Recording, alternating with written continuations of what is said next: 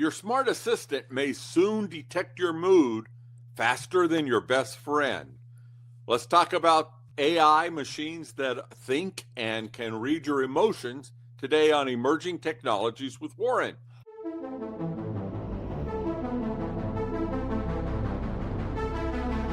Hi, I'm Warren Whitlock. I'm the host of Emerging Technologies with Warren. Clever name, hey?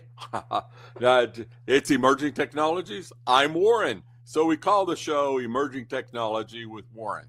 Let's get right to it. These are real world examples of what's happening with emotional AI. We've heard about this. It was a common theme in TV shows. Remember Data on Star Trek The Next Generation. Super smart robot that, of course, was the actor playing him was a real human being. And so as he started to get emotions and learn about that, the guy could produce all those emotions. Tougher with robots, and a lot of things are being worked on about that. But here's what we know we can do. Right now, there are machines that can tell as soon as you start to talk what kind of emotion you have, and it learns by reading a lot of facts. I'm going to get right into some case studies of what's happening. There's a company called Hume.AI, Hume, and it's got a API, which is the way computers talk to each other in software. And they've got a voice, text, and video that it can read and respond to. And what it does is listen to what is being said and then be able to add that kind of emotion into delivery. You've seen these deep fakes and examples of people making videos with characters that speak, or being able to take what you're saying and put it into a different language and then make it so your lips match the new language that you're speaking. If you've been to my AI, look for a link in the show notes. You can chat with me, and the avatar has emotions and doesn't awe near as much as me, but pretty much sounds like me.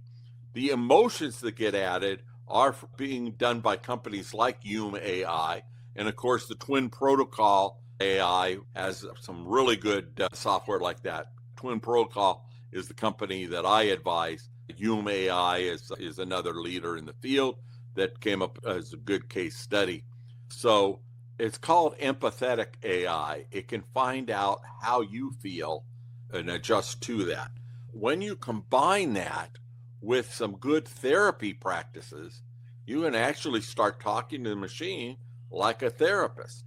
And of course, the joke is that you go and pay a therapist and then you lay down on a couch and you talk, and maybe the therapist falls asleep, leaves the room, answers email or something when you're not looking, and you just talk for an hour.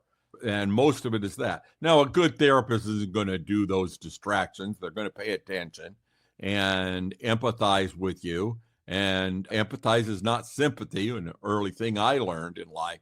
If you sympathize, then you start feeling like the other person. If you empathize, you understand what the speaker is saying and then try to adjust your output to match. But it's nice with an AI because they can listen to you, whether it's text, video, voice, and listen to you for hours without getting tired of listening to you.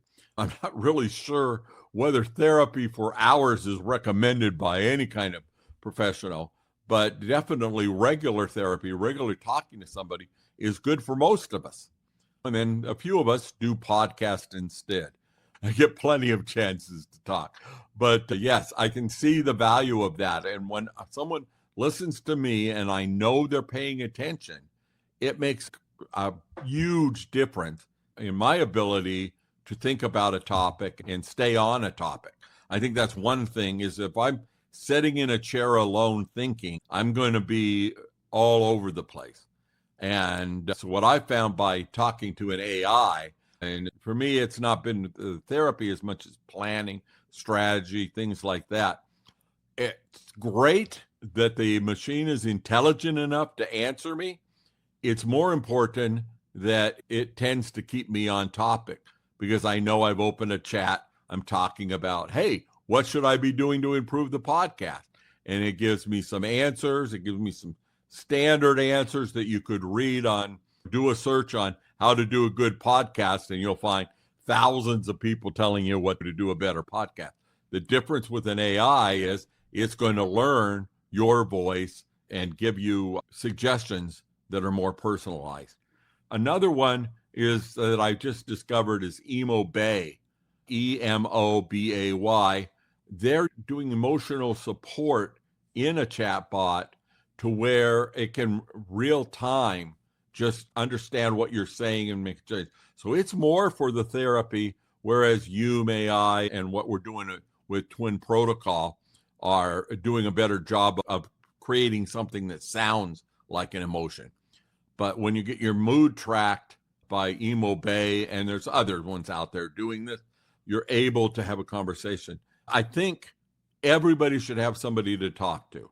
I love to talk to people. Twitter is my favorite. I wrote a book, the first book about Twitter 17 years ago. And ever since then, 18 years now. And when it was brand new, all the time, what I think I hold some kind of a record for, the number of different people I've talked to. Because if anybody will write to @Warren Whitlock, I'll have a conversation. I find that fulfills my need to be able to work with others. I'm not pitching anything. I'm not promoting anything. I'm just responding to whatever people ask. Of course, people tend to ask me questions about technology. If you want to get talking about which football team is best, I don't know. But I'll tell you that. I'll answer just about everything. When somebody asks me for money, I give them a very quick answer to that. I'm not there to be handing out checks. But everything else is just open. You want to talk about interplanetary space travel? I'm going to listen. We're going to have a conversation. Nice thing about Twitter is it's very short. However, what I found is the continuity of having those kind of conversations is just not there. And when I need something that I really want to talk to somebody about, I'm happily married 46 years. I get a chance to talk about that every day. And I have friends that have been friends for decades. These are wonderful things. And when I feel lost and I don't know somebody, that I have found out ways to make friends. What I wish I'd had learned how to do early in life was to be able to talk to somebody that knew how to keep me on topic and focused and attacking a problem and making a decision on it and moving on. In fact, I think that's what the wife said this morning in conversation. Didn't you already decide this? And I suggest that you give this a try. If you're talking to ChatGPT or Grok or Claude, there's a good chance that what you're talking about goes into their training data. So be careful with this. Don't use this. Just don't use any old AI. But there's these that have privacy built in are a good tool for that. And if you're trying to produce things, for instance, if English isn't your first language and you're trying to write in English, it's great to use something like this and then have it said by a native English speaker, which helps the Americans understand what you're trying to say. And if you really want it bungled, you can put it in my voice. Anyway, your tech is learning to read the room. So all you need to do is figure out which tech to rely on. And if you do, you're going to get ahead. Emerging technologies is all about finding what works and bringing it to more people faster. We want to reduce friction in getting towards the future. So this and all episodes of Emerging Technology, just to give you a little bit to think about the topic of how you can take emerging technology and make a difference in your life, your business, your career, and your relationships. And I hope I'm doing that. Give me some feedback, leave a comment wherever you're listening to this. If you want, contact me on one of the social platforms. Maybe we'll have a conversation. And if you have suggestions about what you would like to know about instead of what I'm talking about, or in addition, just drop me a line. Let me know. I do want your feedback, and I appreciate you liking and subscribing so that we can stay in touch. It really helps me in the show. Thanks a lot. I'm Warren Whitlock. This has been Emerging Technology with Warren.